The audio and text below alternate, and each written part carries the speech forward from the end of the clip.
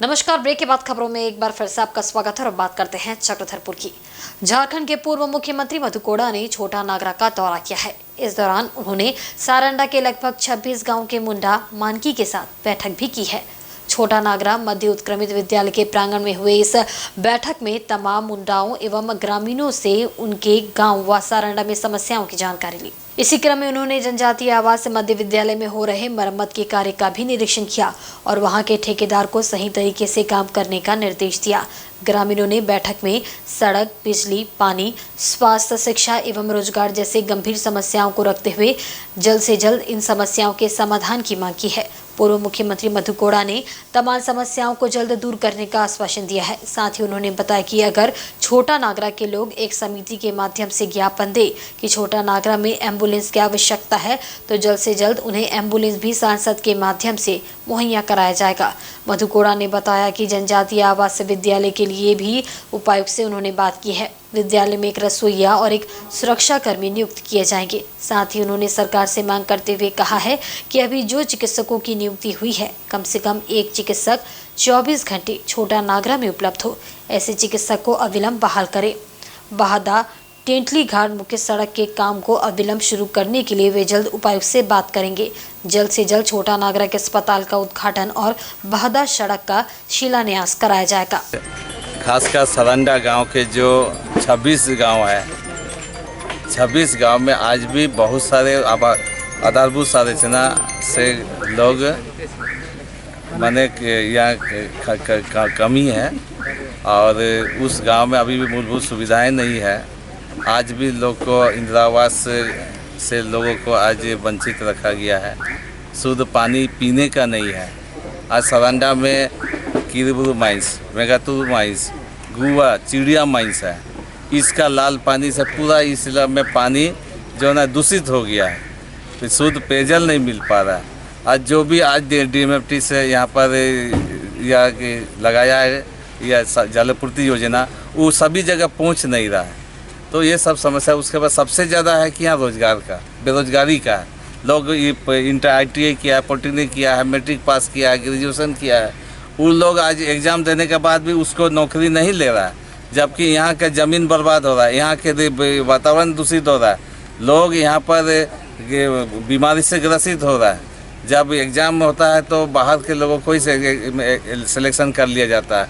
आज यहाँ पर टेक्निकल का 25 तारीख को एग्ज़ाम हुआ टाटा में, वहाँ बहुत सारे इस क्षेत्र के 23 लोग दिया है। अब देखते हैं कि कितने लोगों को। हम लोग का मांग यह है कि यहाँ पर मैक्सिमम लोग ज़्यादा से ज़्यादा इस सारंडा क्षेत्र के लोगों को लिखित परीक्षा में हो चाहे शारीरिक की जांच परीक्षा में हो, यहाँ के लोगों को ले। मधु कोड़ा से हमारा घनिष्ठ रिश्ता के रूप नहीं था, फिर भी हम लोग वोट देने के लिए BJP में था 1995। तब से हम मधु कोड़ा उस समय ADM हुआ था। तो हाँ, एक बार हरा गया, दूसरे बार 2000 में हम लोग मधु कोड़ा को BJP का रूप में हम लोग BJP का सरकार में हम लोग एक विधानसभा का सदस्य बने। उसके बाद फिर हम लोग बैठ हुए। उस समय ADM हुआ करता था। ADM के साथ हम लोग का अच्छा संबंध है और अच्छा ही था। लेकिन उस समय से आज तक, उस समय से 95 से लेकर 2023 तक आज भी हम लोग जो कहे वोट देते हैं। जो यहाँ का जगन्नाथपुर का और सिंहभूम का जहाँ मधु कोड़ा बोले वहाँ वोट देते हैं। लेकिन सारंडा का धीरे धीरे एक साथ नहीं होगा विकास, धीरे धीरे होगा। सारा चीज़ तो 100 में कम से कम 5 भी हो जाएगा, धीरे धीरे विकास हो। आज इस पश्चिमी सिंहभूम का लो ऐसा खान भंडार पड़ा हो, दुनिया एशिया महादेश का सबसे बड़ा सोना का पेड़ कहा जाता है। लेकिन फिर भी आज हम लोग के यहाँ सारंडा जंगल के लिए मजबूर के गति में पलायन हो रहा है। कई हम लोग के यहाँ सारंडा जंगल के नौजवान युवतियों ने हम लोग यहाँ का सामने से और हमारे विद्यालय में बहुत समस्या है सर। हम तो प्राथमिक विद्यालय के टीचर हैं, लेकिन यहाँ कोई नहीं है तो प्रभार में है ना। और यहाँ बच्चे का संख्या भी 300 का आंकड़ा क्रॉस कर चुका है, लेकिन हाई स्कूल में टीचर नहीं है। प्राइमरी में 2 टीचर हैं और 2 टीचर से ही पढ़ाई लिखाई होती है। अभी सर जी नया अपॉइंटमेंट हुआ है 3 टीचर का, जिसमें 2 टीचर आए हैं 5 तारीख से। आज 1 महीना हो गया हाई स्कूल में, है ना। तो बहुत अच्छा लगा जी। अभी 2 आया, तीसरा नहीं आया है सर। तीसरा में भी है हिंदी, ये इंग्लिश, हाँ हिस्ट्री सिविक्स का। तीसरा नहीं आया। तीसरा बोले सर हम तो ऑलरेडी जॉब में है इसलिए नहीं आएंगे। तो हमने डीओ सर को भी लिख करके दिया है।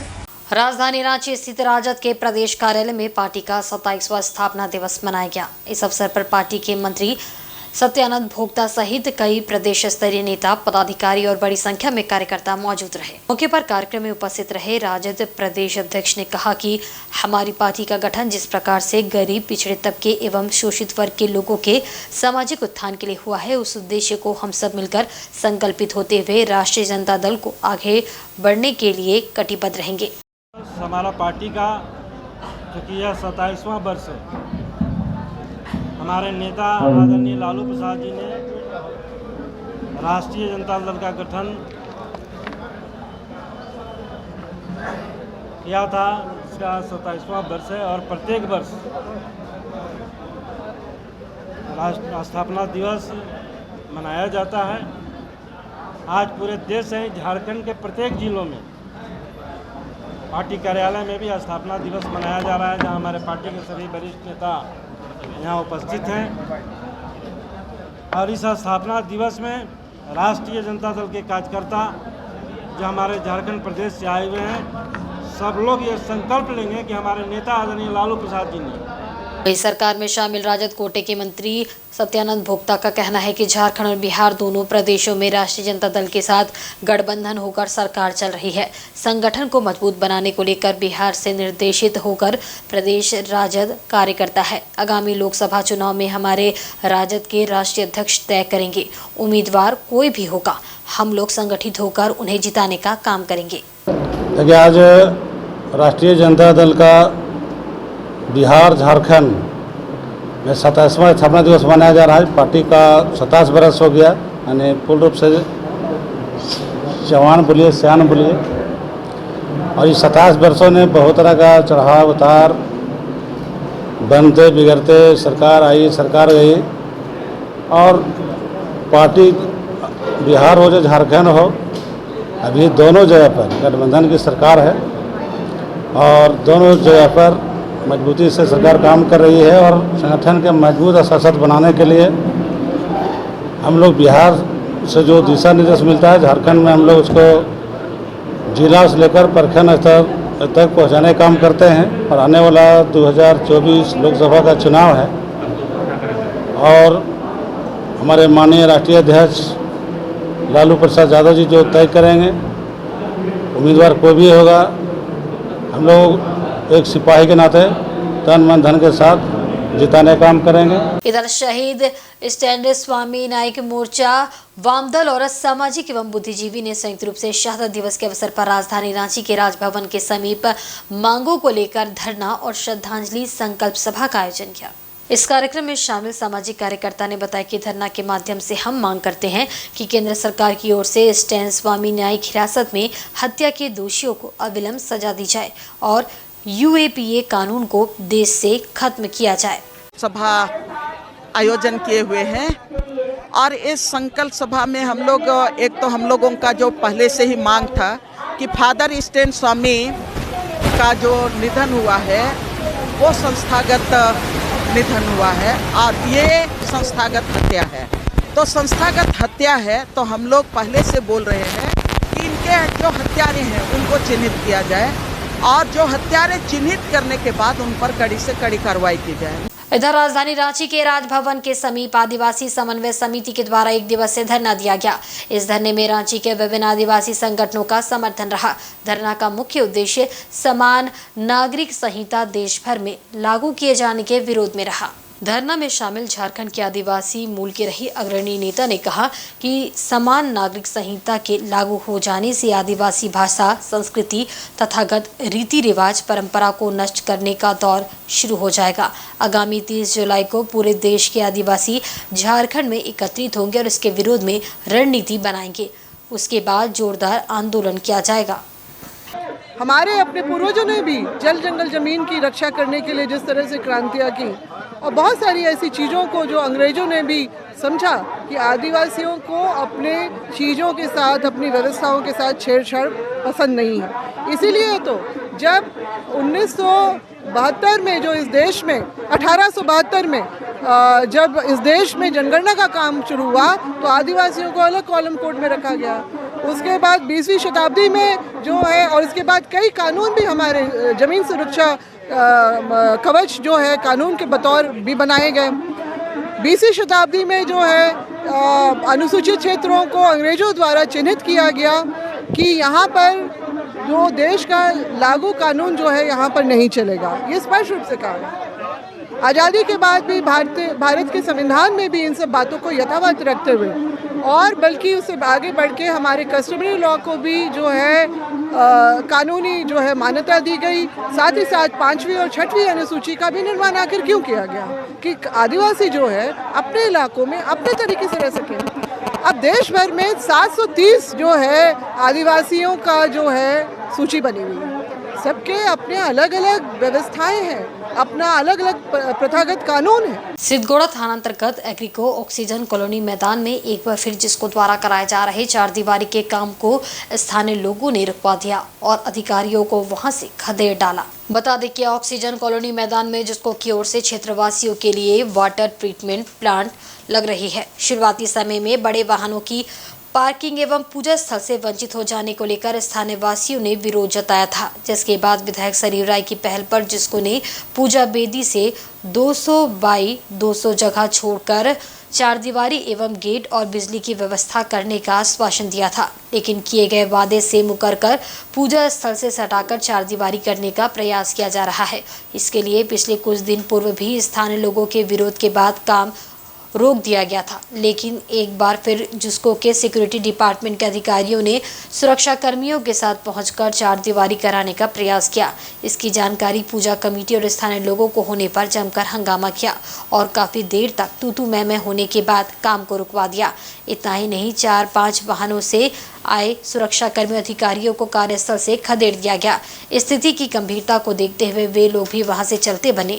स्थानीय लोगों एवं पूजा कमेटी के संस्थापक अरुण कुमार ने कहा कि जिसको अपने किए गए वादे से मुकरकर पूरे मैदान को अपने वाटर ट्रीटमेंट प्लांट के अधीन करना चाहता है, जो हरगिज भी यहाँ के वासी होने नहीं देंगे, क्योंकि ये इस क्षेत्र का एकमात्र पूजा मैदान है। जिसको द्वारा स्थापित किए जा रहे वाटर प्लांट का किसी प्रकार का विरोध नहीं है, लेकिन वादे से मुकरकर पूजा स्थल को घेरने हरगिज नहीं देंगे।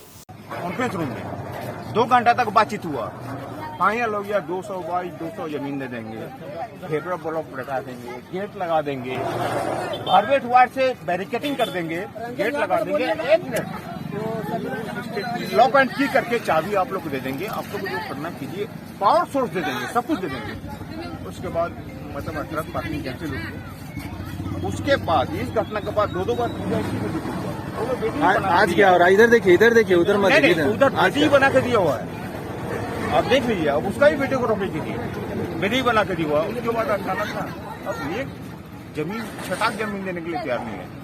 जो ऑक्सीजन कॉलोनी का 1959 से दुर्गा पूजा हो रहा है, जिस दुर्गा के यहाँ पे ना विधायक आके काम बंद करवा के जाए कि बेदी के बाद जो काम करना कीजिए, बेदी के इधर कुछ मत कीजिए। तो बेटा लोग बोल रहा है कि विधायक जी ही बोले हैं काम करवाने की। विधायक पर काम कर रहे हैं लोग, क्या कर रहे हैं? राजन जा नहीं कर रहा था, अभी तो बंद है। सवेरे रट नहीं था, अभी रट लगा हुआ, मतलब दीवार उठाना चाह रहे हैं। हाँ, दीवार उठाना चाह रहा है। ये दे रहा 60 बाई 50 का जमीन, 60 बाई 50 का जमीन में शायद आपके डेट में आपका घर होगा। वहीं जमशेदपुर के बारेडी गोल चक्कर में आखिरकार मूर्ति स्थापित होने के 5वें दिन अनशनकारी ने लड्डू और पेय पदार्थ ग्रहण कर अनशन समाप्त किया। अब इनकी लड़ाई पत्थलगड़ी वापस लेने की होगी। बारीडीह गोलचक्कर में बिरसा सेना और ग्राम सभा के द्वारा पत्थलगड़ी करने के दूसरे दिन 1 जुलाई को जीएनएससी और टाटा स्टील के द्वारा गाड़े गए पत्थलगड़ी को जब्त किए जाने के विरोध में आंदोलित बिरसा सेना भूख हड़ताल पर चले गए थे, जिसके चौथे दिन प्रशासनिक अधिकारियों के साथ वार्ता असफल होने के बाद बिरसा सेना ने कोका कमार करमाली की प्रतिमा स्थापित कर दी। इस दौरान अन्य आदिवासी संगठन के काफी संख्या में लोग मौजूद थे, लेकिन अनशन में बैठे बिरसा सेना के केंद्रीय अध्यक्ष दिनकर कश्यप और बलराम कर्मकार ने अपनी भूख हड़ताल समाप्त नहीं की। दोनों ने अनशन के 5वें दिन बुधवार को नीलडी मौजा बिरसानगर के ग्राम प्रधान जेवियर कुजूर और समाज सेवी काशिफ राजा को लड्डू और आदिवासी समाज के पारंपरिक पेय पदार्थ पिलाकर अनशन समाप्त कराया। वहीं केंद्रीय अध्यक्ष दिनकर कश्यप ने कहा कि आज अनशन समाप्त के साथ ही बारीडीह चौक का नाम कोका कमार करमाली चौक का नामकरण कर दिया गया है। सवाल किया कि जमशेदपुर में जितने भी मंदिर है उसका क्या आपके पास हिसाब है? ये जो रोड चौराहों में जो मंदिर बनी हुई है इसका किसके पास पेपर है? क्या जेएनएससी आग ढपी हुई है? क्या जेएनएससी को ये दिखती नहीं है? तो हमने ये कहा कि एक आंख में काजल और एक आंख में सुरमा ना लगाए।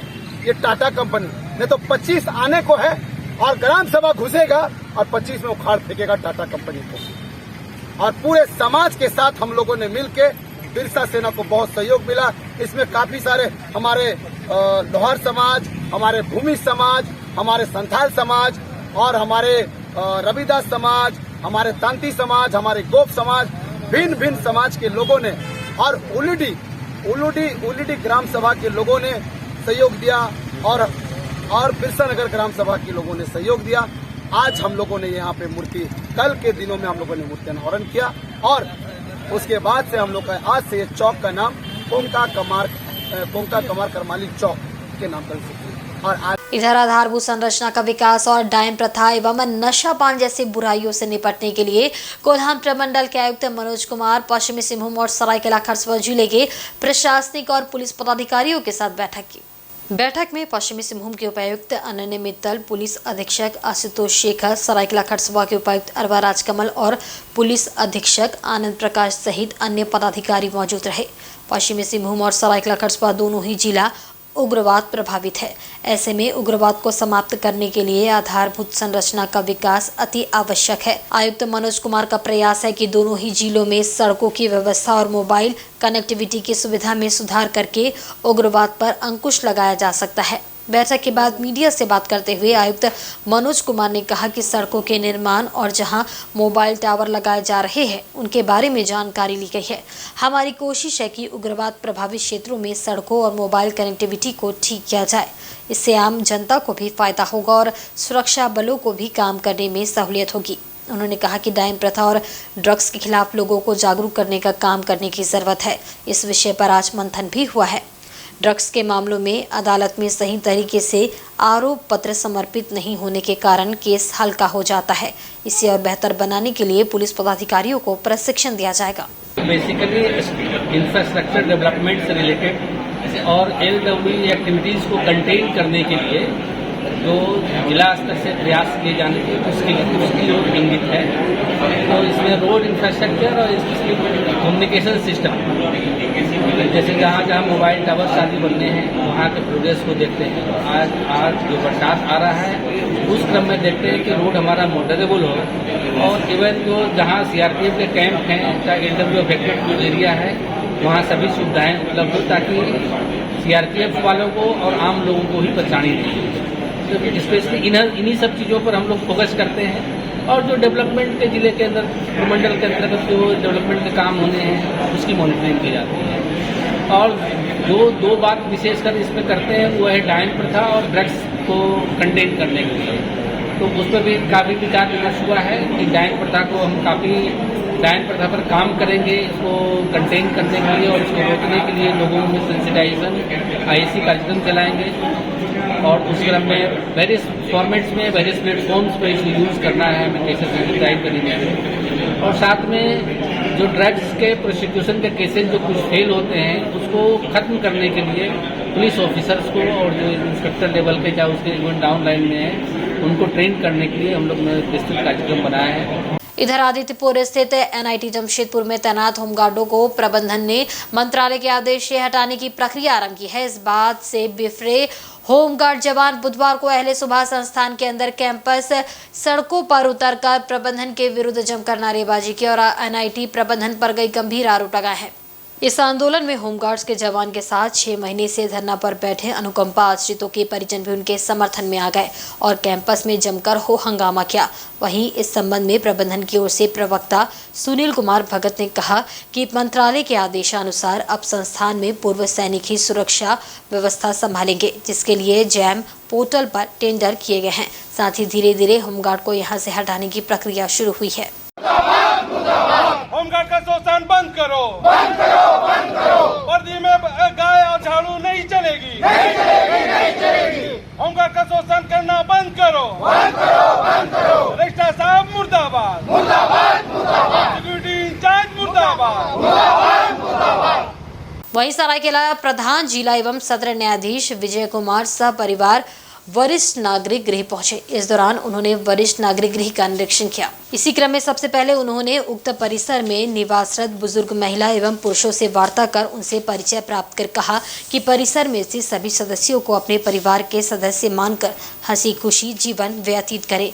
यदि किसी प्रकार की समस्या होती है तो संचालक या जिला प्रशासन को अवगत कराए ताकि उसका निष्पादन ससमय किया जा सके। निरीक्षण के क्रम में उन्होंने उक्त परिसर में बनाए गए विश्राम गृह, स्वास्थ्य जाँच परिसर, रसोई घर, डाइनिंग हॉल, शौचालय इत्यादि की व्यवस्था का जायजा लिया। निरीक्षण के क्रम में प्रशासन की निगरानी में फरीदा एनजीओ जमशेदपुर के द्वारा संचालित वरिष्ठ नागरिक गृह की व्यवस्था से संतुष्ट हुए।